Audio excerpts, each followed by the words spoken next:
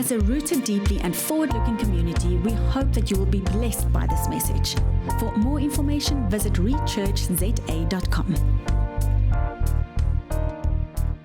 May the glory of the Lord, may His sweet presence rest on every family, rest on everyone here. I'm not talking about mommy, daddy, children. I'm talking about your whole household. That includes your workers. That includes everybody that enters your premises. May the glory of the Lord shine and rest upon you. I want to speak to you this morning for 10 minutes, then we're out of here. You guys can time me on this. I feel I need to release this. I need to release this word this morning, especially with what's going on in South Africa, in the country, in our nation, in our neighborhoods right now. I really feel unction as I stood here that the Lord is prompting me to release this word. Otherwise, I would have released you this morning to go and have nice scarboki, leg of lamb, or whatever your pizza. So, any case, if you have your Bibles here, we're going to read here from the projector. Sorry, my leaf. You can open your Bibles in Matthew chapter 5, verse 38. We're going to read up to verse 43.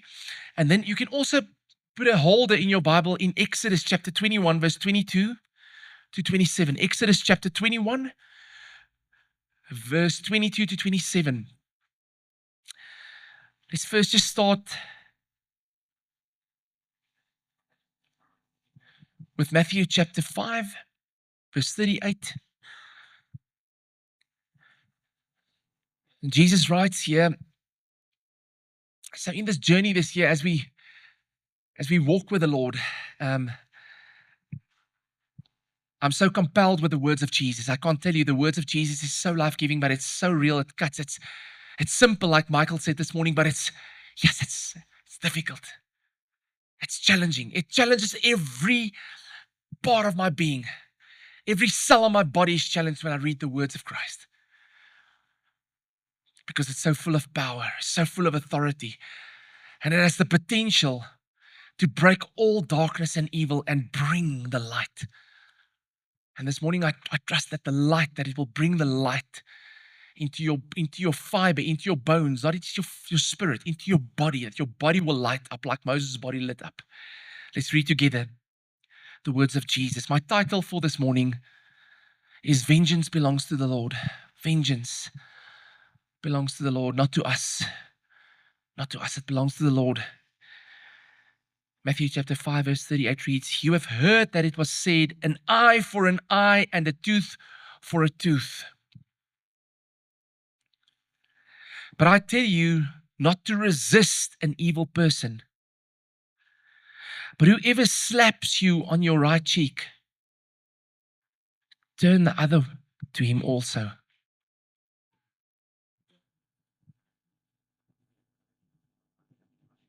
Hey, if you come from my culture, you know the burkies? Yes. If a guy just looks funny at you, William Kopp.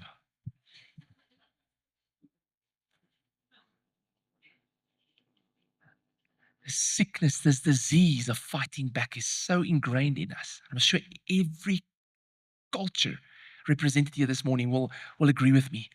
We don't like being slapped. We don't even like being looked at in a frowned upon matter or in a unworthy matter. When people just Marianne, you're not allowed to say that in church. She said, "I'll donor you." I love it. You can. I'm going to turn the other cheek. We don't like it. We don't like it when people give us an eye. So we start doing it subtly. We start doing it manipulatively. We start... Say again? Ja, the side eye. Die groot oog. Listen to this. This is absolutely off the charts. Listen to this.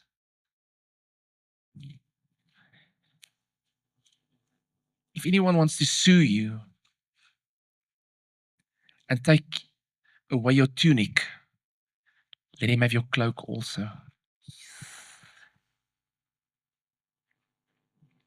Don't just give him your car, give him your wife as well. I'm making a joke. And whoever compels, listen to this, and whoever compels you to go 1 mile, go with him 2. Give to him who asks you, and from him who wants to borrow from you, and do not turn away.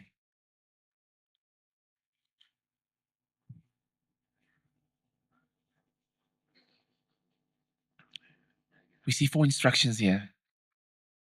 We actually see four legal, what's the word?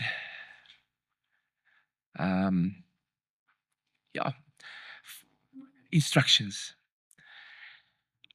We go back to Exodus chapter 21, verse 22. Let's go read where this comes from. Jesus is quoting Moses here. Exodus chapter 21.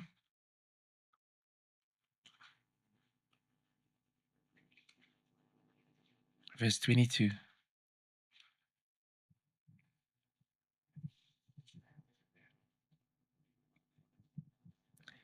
If men fight and hurt a woman with child, so that she gives birth prematurely, yet no harm follows, he will surely be punished accordingly as the woman's husband imposes to him. If you know some of the husbands here, hey, when you touch his wife, hey, be careful. And he shall pay as the judges determine. Can you see what's happening here? But if any harm follows, then you shall give life for life, eye for an eye, tooth for a tooth. Ever heard those words before? Hand for an hand, foot for foot, burn for burn, wound for wound, stripe for stripe. This is serious. If a man strikes the eye of his male or female servant and destroys it, he shall let him go free for the sake of his eye. And if he knocks out the tooth of his male or female servant, he shall let him go free for the sake of his tooth.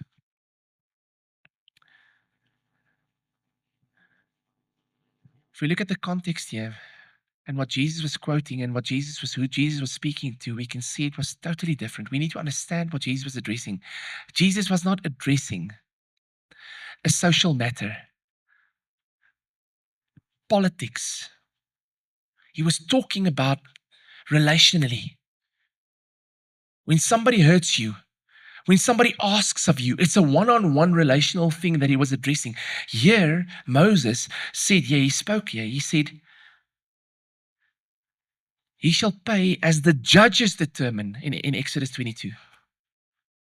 So what happened here was, there were 3-4 instances here, and Jesus picked up on them. But in a relational matter. Here, it was important that the things that were addressed here would be addressed not by a single person, but by a judge.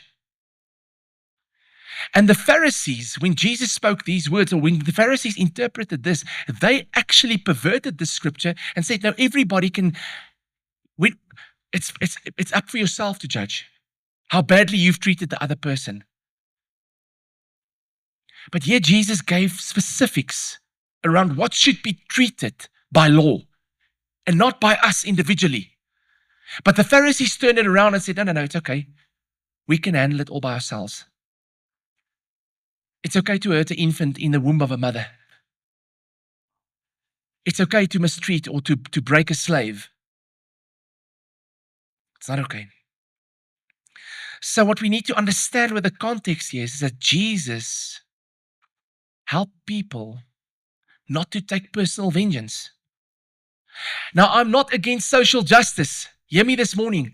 I'm not preaching against social justice. There's a place for it. There's a place where things are need to be handled and need to be addressed publicly. I'm not saying there shouldn't be punishment for anything and everything goes. That's liberalism to the extreme. I'm not there. But I'm not on the other side either. I want to bring a kingdom principle to you that actually in a lot of circles will violate theology, will violate social laws, will violate a specific way of thinking. Certain theology is very logic. And we want it to be logic because we want to figure out ourselves what is right and what is wrong, what is left and what is right. And Jesus didn't make it that simple. He made it simpler.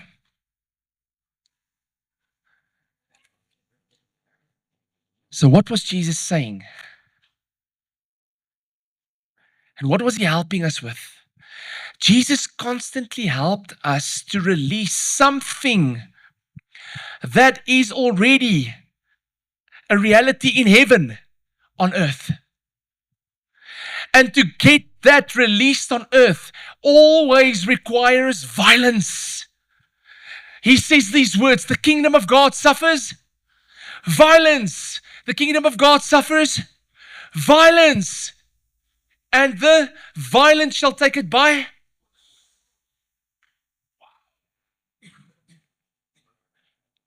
Now he's telling us, in this context,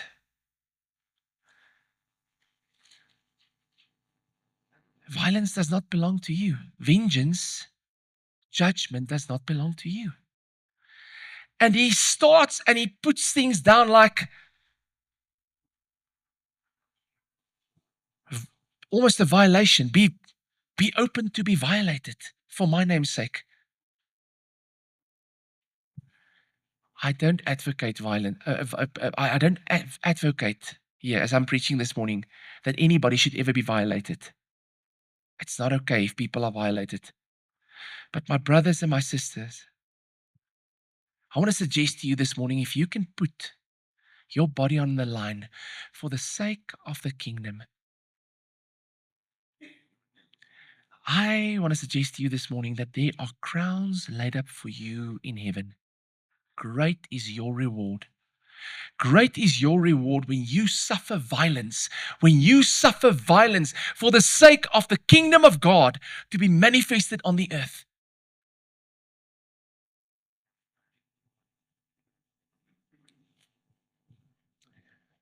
We often say, vengeance is my right. You have one right on the earth as a child, a spirit-filled believer. One right. And that right is to love well. No other right. No other right. To love well. And to love well means it will cost you. It will cost you. Sorry to burst the bubble this morning. It will cost you. It will cost you your life. Vengeance belongs to the Lord. Oh, my brother, my sister, let me say this morning to you. If the Lord vindicates you, no man can stand against you. If the Lord clears your name, if the Lord clears your slate, let me tell you something, no man, no process, no governor can stand or come against you. But if you want to vindicate yourself and you take vengeance into your hands, the fall will be hard. Great will be your loss. Great will be the tragedy in your life. We cannot, never in our lives, and this is what Jesus said to people. The Pharisees took this out of context because those rules was created to help a community. And it was specific things that was laid down out of heaven because of a specific violation. Then Jesus came and he said, but you do not take that vengeance in your own hands. Turn the other cheek. Turn the other cheek. Go the extra mile. If somebody asks your blazer, give them your shirt as well. Moses 3 times said an eye for an eye. 3 times said an eye for an eye. But the context was different. He said it in a different context. Injury of an unborn child because of an assault on a pregnant woman, deliberate disfigurement on a neighbor, deliberate disfigurement on a neighbor. And the third one was for the perjury in a court. Why? Because people were unjust to one another. It made people became, that was a way of people becoming unjust towards one another. And that was what he was addressing here. And this was not a general principle. It was not a general principle. But only in these cases, there was severe punishment.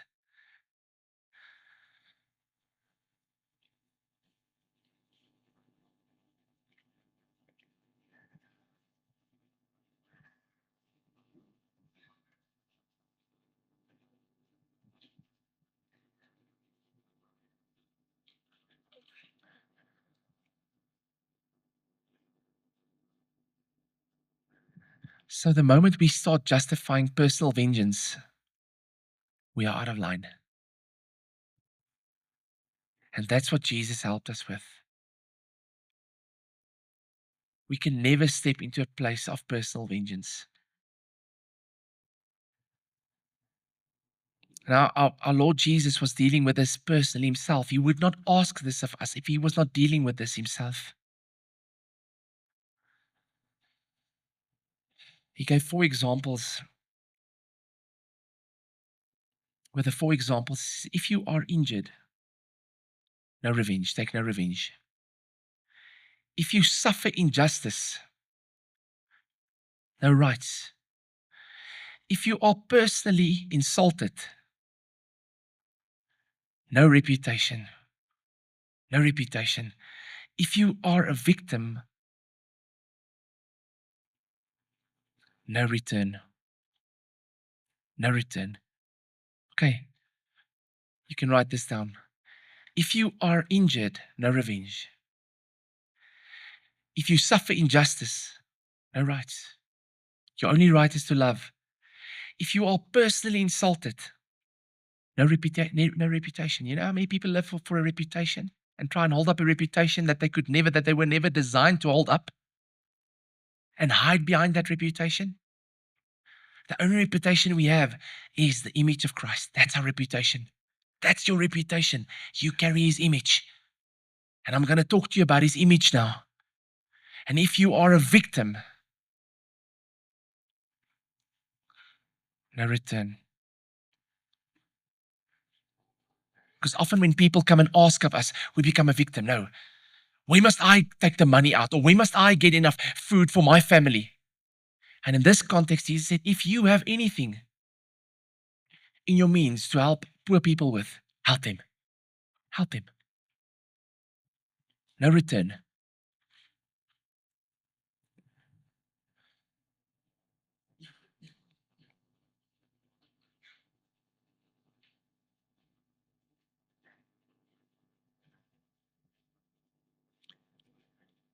So the right cheek is a difficult thing because it's cheeky. When you turn the right cheek, it implies that you are getting a backhand. Bah, bah. Have you ever seen somebody or ever witnessed somebody that turned the cheek? Or anybody that's been bullied and they just turn the other way around? I've seen enemies humbled by people living this way. Humbled. There's a scripture that says gentleness can break a bone. I think it applies here. Paul says, let your gentleness be known to all men. The Lord is near. There's something that happens when we turn the cheek, when we respond in a gentle, soft way. Isn't it profound?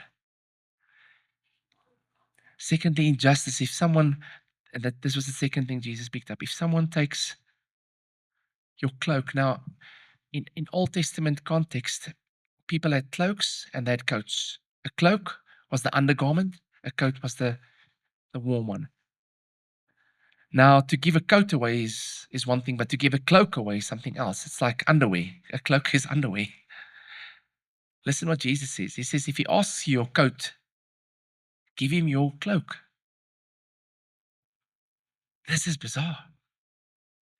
In the book of Amos, he rebukes people who took the cloaks of poor people. He rebuked them.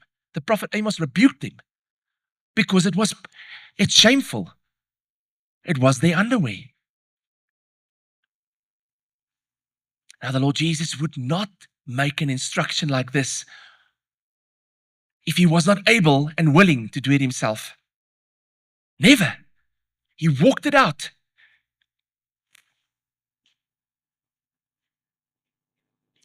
When they take something of you by law, hear what he says here. Jesus, this is what he said. When they take something from you by law, it's lawful for them to take it from you.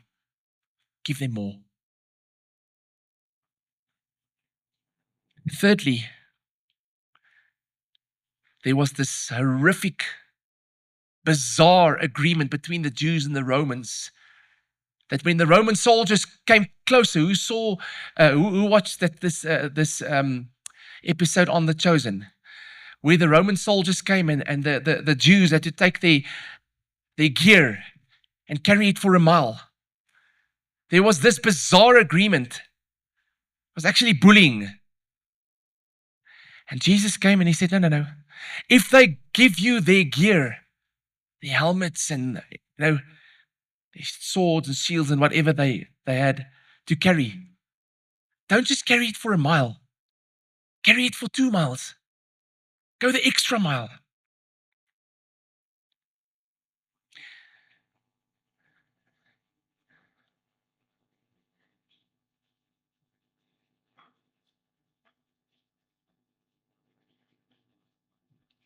Fourthly, the fourth injunction was, if a beggar comes to you, give him what he asks. Don't reject him. Don't reject a beggar. Now, to me,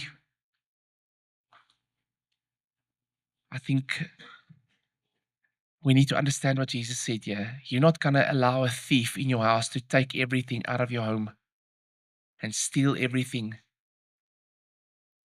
and still tell him, just go ahead, steal everything, because that's a violation. And that's also not the will of God. But if somebody is really poor and needy comes to you, I'm not talking about a thief. I'm not talking about somebody who's violating people or processes. We had it here. We're dealing with it all the time. Truly poor people.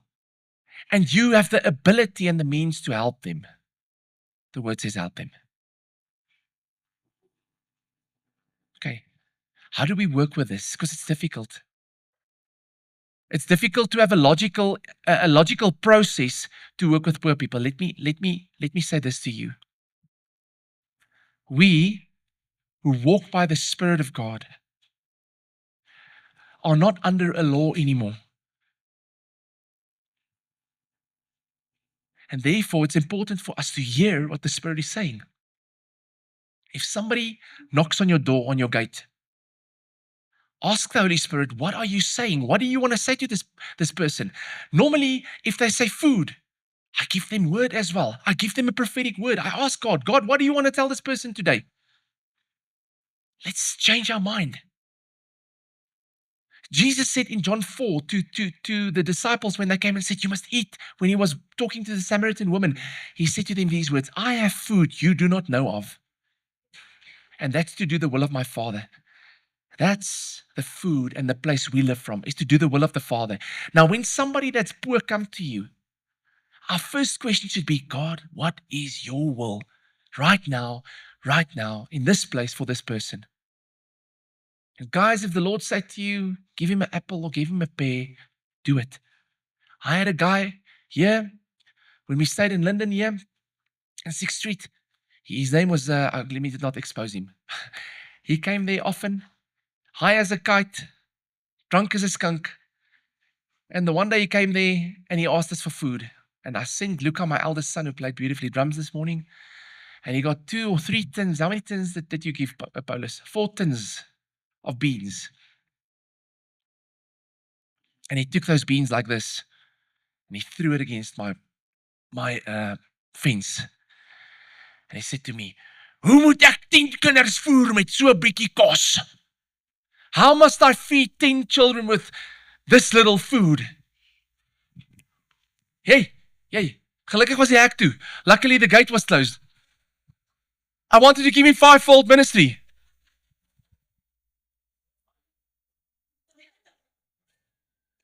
Epic fail. Epic fail. I rebuked that guy. I chased him away like a dog. I said to him, "Never come back here." I'm confessing this morning. I chased him away like a dog. I said to him, "Loop. Kry koers." Here's the principle. Here's the principle. We should be so free. We should be so light. We should be so full of the Holy Spirit that none of this affects us. The only reason I did that was because I thought I did a great deed by giving him food. I'm this great guy because I am supplying food to this guy. And who does he think he is to throw my food around? It's not my food. It doesn't come from me. It belongs to the Lord. In fact, we got it. It was in the love cupboard. You guys donated it. It was an epic fail for me. But there, it was exposed how full of gunk my own heart was still, how many insecurities I still carried. And the Lord had to deal with me in that area. We never, and I want to say this, you can write this down if you're writing this morning. As the children of God, we never react to problems. Never. We simply respond to the living God. Especially when there's problems, we cannot react. We are called for one purpose, and that's to respond to the voice of our loving Father. That's called the life of faith. Because faith is hearing the word of the Lord over every situation in my life. Okay. Let me show you. Let me just show you this morning preciously. I want to show you. So there were 4 injunctions that I spoke about this morning. Actually, legal commandments. That's an injunction, is a legal commandment that Jesus picked up from the Old Testament, and he came and he contextualized it in a personal way, and he said, okay, turn the cheek if somebody hits you. Right? If somebody asks your tunic, give him your cloak. Thirdly, if say again, extra mile. If somebody asks you to go a mile, give an extra mile. If a poor person comes to you, it's not an option. Jesus is not suggesting it. Jesus here is actually making a command. All right. And this is why he did it. Because when Jesus was crucified, 4 things happened. They did not just slap him in his face and he turned his face. They spat on him. Secondly, they did not just take his garment and his cloak. They took everything off. And you know what they did with it? They mocked him. And they tore it. And they threw it around to one another. And they slandered him. And they insulted him. Naked. Nothing on. No clothes. Not even underwear. And he did not make a noise. Like a sheep, like a lamb to the slaughter, he was quiet. Have you ever heard a lamb make a noise when he's killed? Never. A pig is like, he goes crazy. Some of us look like looks like pigs. Something small wrong. We just the whole time. He was quiet. Can you imagine somebody take your clothes, everything off, and you get insulted? And you have to stand bare naked before a crowd of people and say nothing. And you were not wrong. Even worse, you were right. Thirdly, in the original language, we see that the Jews were compelled. The word compelled was used there to carry their gear for an extra mile. Compelled. It's a strong word. Jesus was compelled to wear his cross. He took his cross.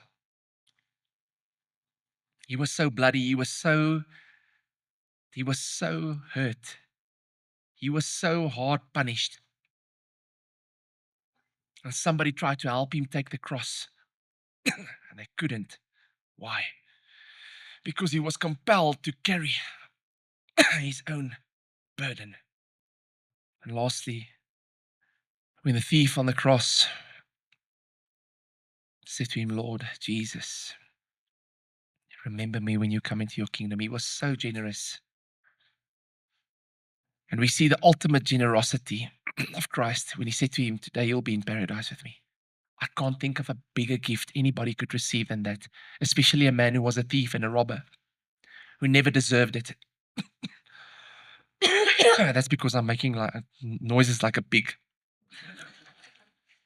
No, I cough like a pig. Out. Kick the pig. I want to kick him out. It's the vark. A pig in Afrikaans is vark. Shoot at the vark.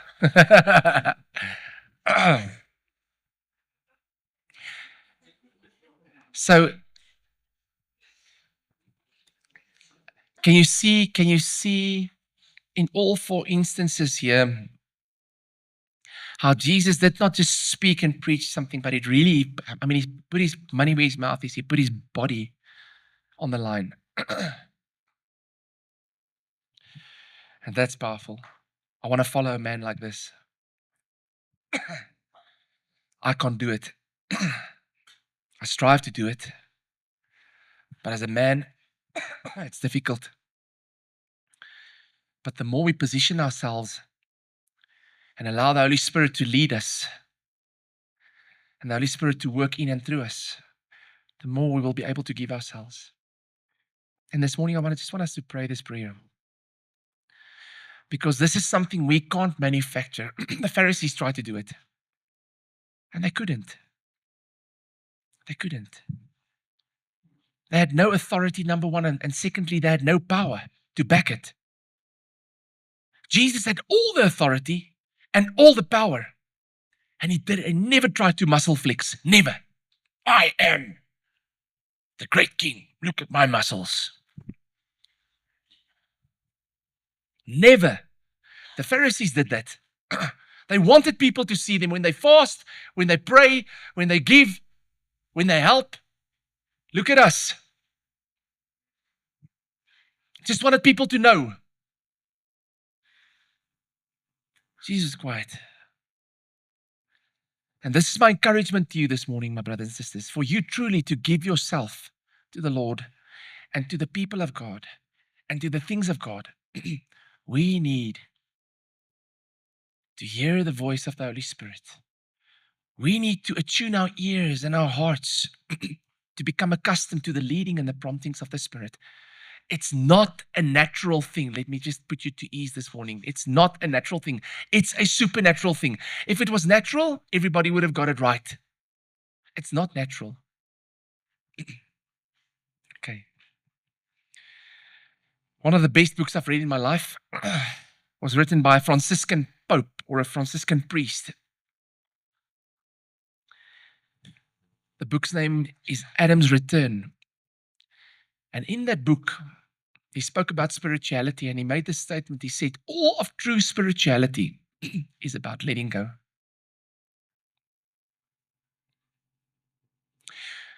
The only reason we can't give ourselves is because we have not let go yet of something that's very painful, very hurtful, very, very deep, that might be a wound or something that's just, it's not lekker. The way to deal with it is simply to bring it before the Lord. And this morning, I want us just to take 2 minutes. I'm ending off here. I want us to take 2 minutes. Just bring that thing before the Lord. Maybe there's You might say, but I don't even know where to start scratch. You know what? The Holy Spirit is so faithful. He searches all things. He knows all things. He searches the deep things of God. As we sit here, something will come to mind. Just release it before the Lord. Say, Lord, I surrender this to you this morning. I surrender it to you. I bring it to you this morning. Lord, forgive me for having a mentality of lack, that I withheld so much that you've asked me to give because I thought I would not make it through. Forgive me, help me, Lord. Yes, thank you, Jesus. The Lord's already moving in this place. The Lord's moving, the Lord's here. Just let him touch your heart this morning. Yes, Lord, more. Brothers and sisters, we don't deserve anything. We don't deserve anything. The moment we release the mindset of I deserve this and this, the Lord can start moving through you. Just release this morning. Release.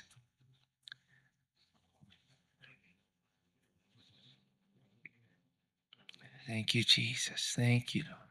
Thank you, Father.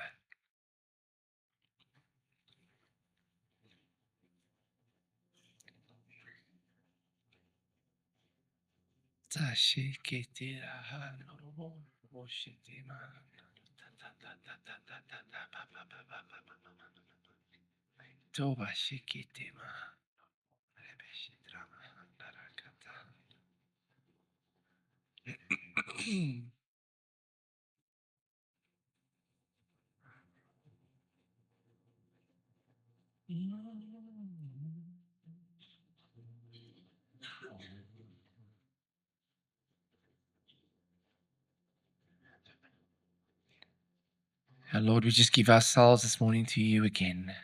We say, here we are, Lord. We relinquish our rights, Lord, to be anything or to have anything, Lord. And we simply come to you this morning and say, thank you, Jesus. Thank you for your blood. Thank you for your life. Thank you for your example. Thank you that you gave everything till the point of death.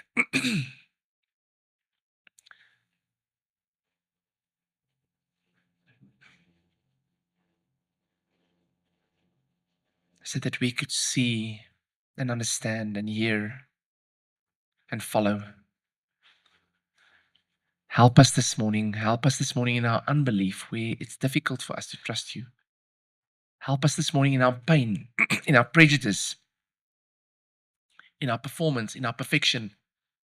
Help us in those areas, O Lord. Set us free, O God.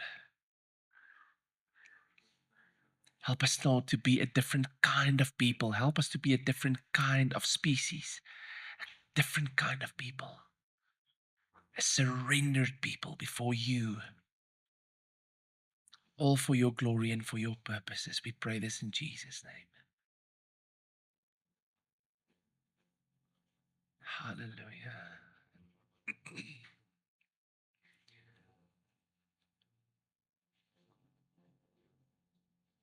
May the Lord bless you and keep you. May the Lord make his face shine upon you. May the Lord lift up his countenance over you. May you hear the voice of your Father this week, every day. And may the shalom presence of our God govern your hearts and your minds, every decision, in the name of Jesus. Amen. Amen. Amen. Bless you. Have an awesome week.